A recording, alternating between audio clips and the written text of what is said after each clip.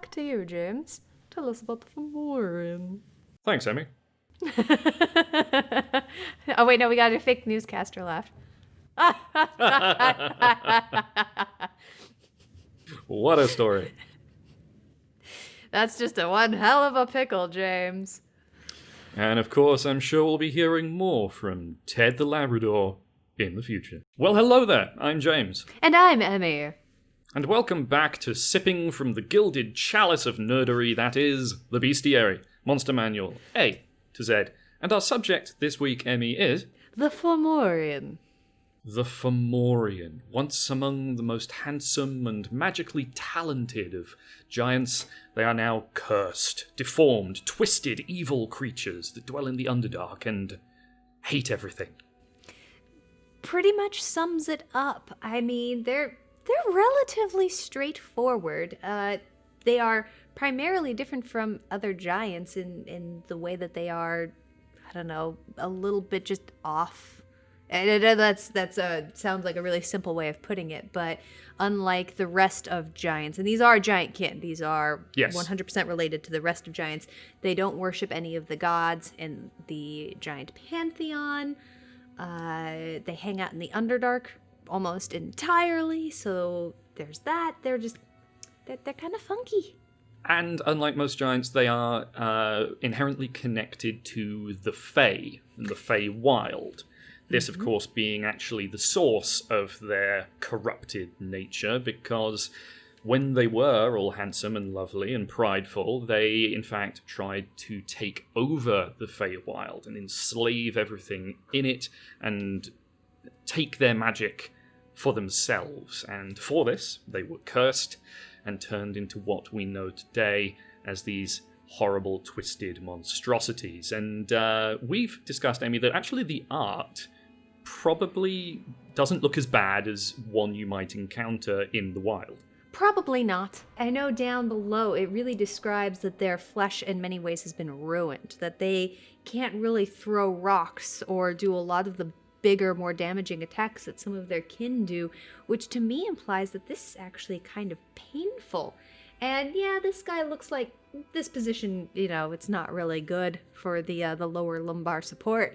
But alternatively, I honestly imagine this guy more having open sores or things like that everything about this hurts, that this is an actual physical pain that it's experiencing. And the example we get in the Monster Manual, okay, you've got kind of like the hunched back, you've got various bumps and warty looking things, you've got the difference in the size of the eyes, but all in all, it doesn't look that bad, but the description actually makes it sound a lot worse than it looks here. Yeah. And it sounds also as if it probably varies from Fomorian to Fomorian. You might have limbs grossly out of proportion. You might have facial features randomly distributed over the head, which, funnily enough, it says in the book actually makes them very hard to sneak up on. Because they might have eyes looking in multiple directions. They might have more than your normal set of ears. It could be any number of things. They're very perceptive. They live in the dark. And so they're actively listening for anything scurrying around them. So if you've run into one of these on patrol, you're not particularly likely to get by it. This guy's a challenge rating 8. And one of the more intimidating things I think about it is actually that they don't probably wander alone. These guys, they're not terrifyingly intelligent. We've got an intelligence of 9, which to me implies less of an inability to learn things so much as the inability to want to. Like they're so selfish and set in their ways that, and they're still very egotistical and remember what they were and who they were before, that they probably aren't going to listen to you if they learn something. Yeah, very stubborn. So they don't really have huge societies, but they do live in groups in cities. So you're probably not just going to run into one of these guys, which is actually starting to get pretty intimidating. Yep. The book describes how they will typically have groups of creatures that they have dominated and enslaved. So there's the chance that you're going to run into a group of underlings as well as potentially the Fomorian it or themselves. Yeah. They're groups or societies, I wouldn't go so far as to say civilization, there's a really interesting contrast that you find. The book describes how their lairs and where you might find them living actually tend to be very beautiful places. Underground forests and bioluminescent mushrooms and just very pretty. And then you have this horribly deformed creature that inhabits it. And I think that kind of contrast actually sets up a really nice potential for an encounter. These guys are largely cinematic, purely by the lore of them. I mean, I know it always gets to be slightly problematic when we start to talk about creatures who are evil on the inside and then they became deformed on the outside. In this instance, because it was a punishment by the Fae, particularly of creatures that were incredibly proud of their beauty, I think that there's a lot of room for building that into any encounter with them to kind of offset that a little bit.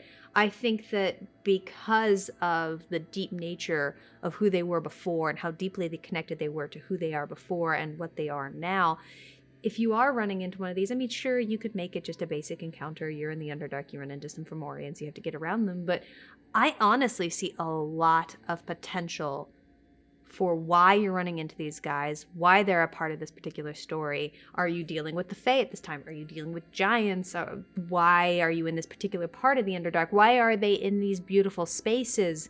Are they looking to reclaim some of that beauty that they feel that they've been stripped of unfairly? Are they looking for Fae creatures? There's really a lot of endless possibilities with where you could go with that particular bit of information. Yeah, definitely. And, with the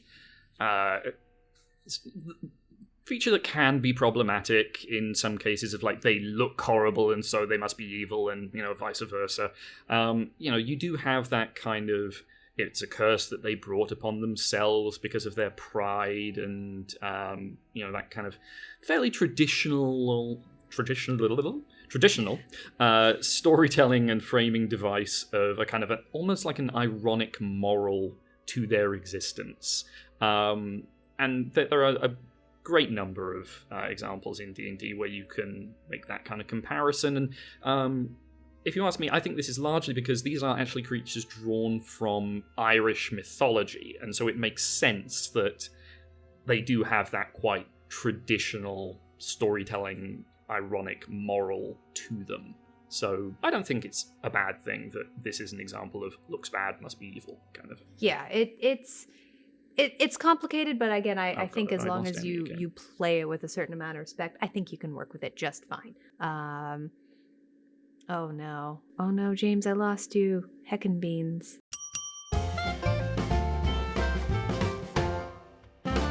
Yeah, you will just pause there looking very thoughtful about my perspective on, like, whoops. If you do this with respect, it should be completely fine, because then if you can talk to them, you were just like...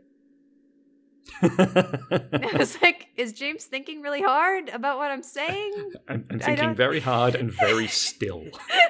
I don't know what happened. Anyway, but yeah, I know that because these are monsters that are, again, giants are a people. They are a deep civilization, and even though these guys have lost a lot of that in this curse, they still remain giants. And so while they are still people. And so if you run into one, it might talk to you for a while before deciding to fight you. You might have to hold up a conversation with them. They are evil because they are cursed, because of the way that works, because of the way their civilization is. They tend to be evil. So it might just want to hit you really, really hard, but you also might need something from it, and it might see the benefit in that. They are inherently selfish. So while they may also betray you, and that's written in there that they'll keep allies, they almost definitely will. They almost always betray people. You can, but in a way that's kind of reliable. Like if you make a deal with it, you're like, okay, it's definitely going to betray me, but at the very least, I'll get this thing. At least you know. Yeah, forewarned is forearmed. Thank you so much for joining us this week on The Bestiary. Please tell us your tales of crawling underneath the caverns and endless wastes of the Underdark and running into a Fomorian. We'd really love to hear your stories. While you're down there, you can find all the links to our social media. You can find our Patreon. Once again, we adore our patrons. We are so grateful for you, and everything we do is because you made it possible. You can You absolute heroes. Oh, amen to that. You can like this video. You can subscribe. You can watch some more videos here. And join us next week when we begin discussing some fun guys. Oh. Made you groan.